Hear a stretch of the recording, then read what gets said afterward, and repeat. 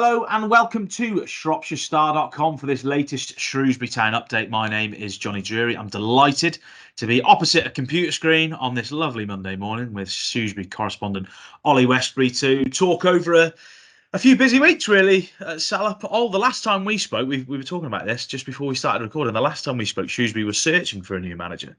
I've been off for a little while and a few things have gone on since then.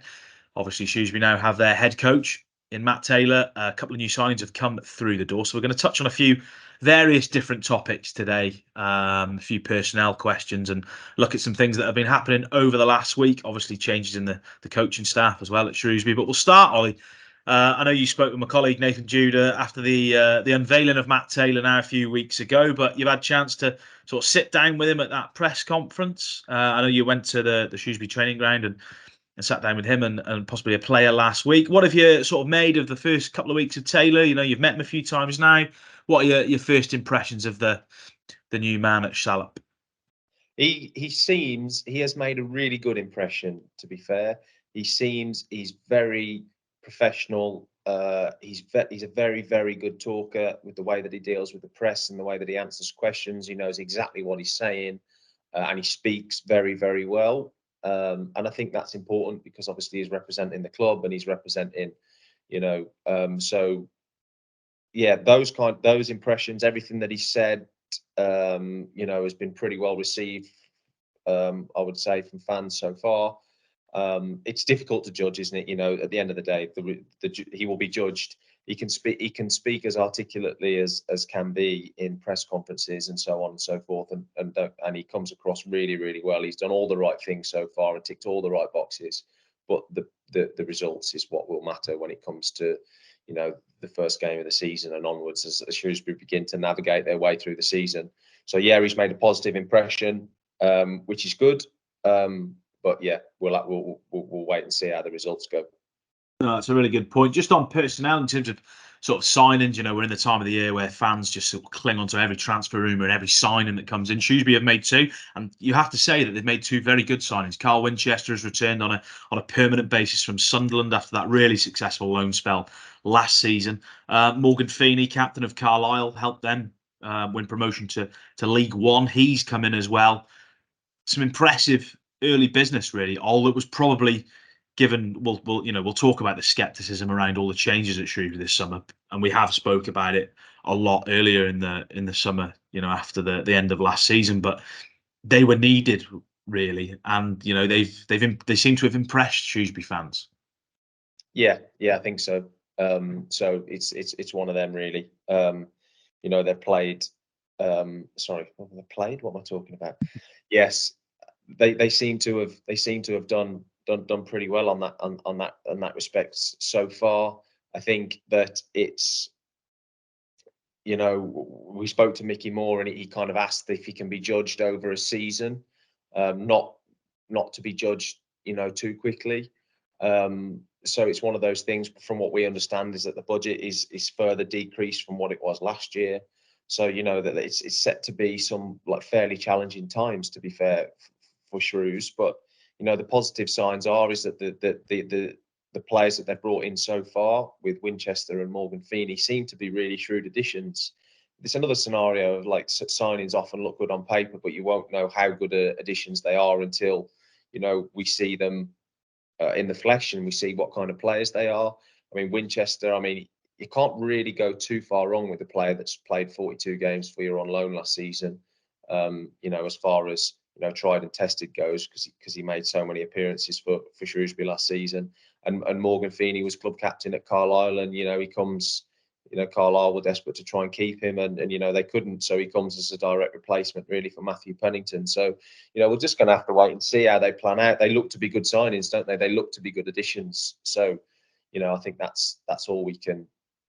That's all we can do at this stage. They look to be good additions. So good on them for getting those ones done early, but obviously there's plenty more needed, with there only being 13 senior members of the squad available to choose from at the moment. Like we said, fans hang on transfer rumours and every little scrap of Twitter information or whatever they can get their hands on at the moment. In terms of what you heard, do we expect more imminently in terms of incomings? Or I know Matt Taylor said in an interview with yourself last week that you put out that, you know, Shrewsbury would wait for the right players and the right characters and the right quality to add to the squad. Now we're, you know, recording this on the 10th of July. There is a long time to go before the window ends, but what's the sort of latest with regarding, you know, Salop's transfer activity?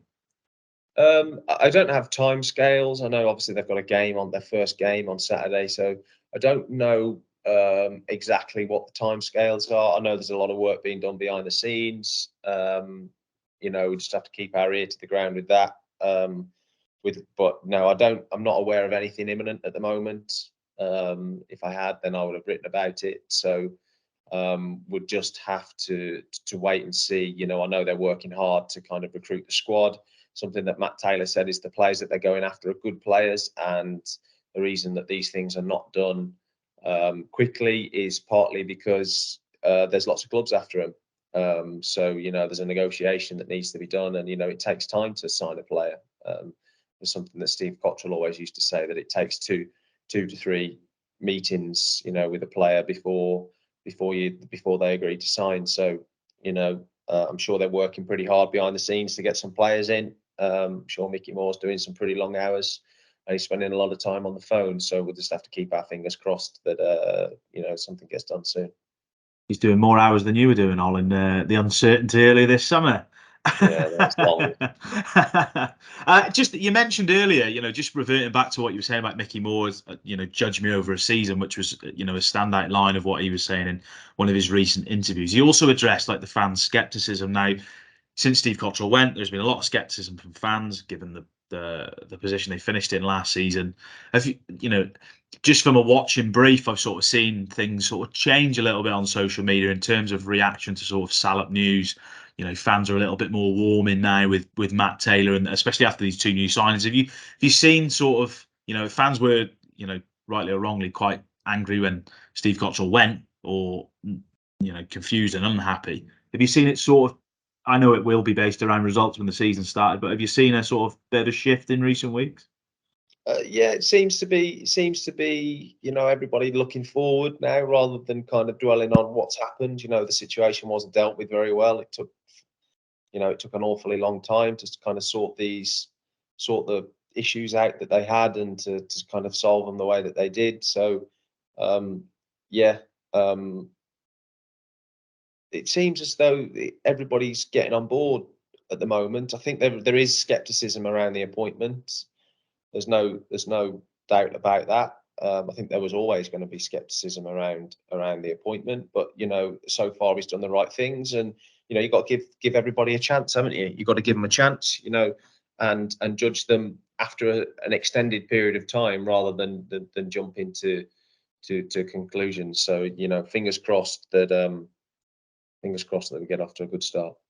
In terms of personnel, you know, broke the story this morning that Chey Dunkley is going to be sort of out for the majority of pre-season with an injury, which we'll touch on briefly. But another one I want to talk about is Aiden O'Brien, almost not forgotten man, but the man who played very, very little before he was sent out on loan to Gillingham last season. You know, we talk about new signings. He's almost a new signing, isn't he, coming back in for Matt Taylor? And I know he spoke, you know, he was very complimentary of him when he spoke about O'Brien last week. Yeah, absolutely.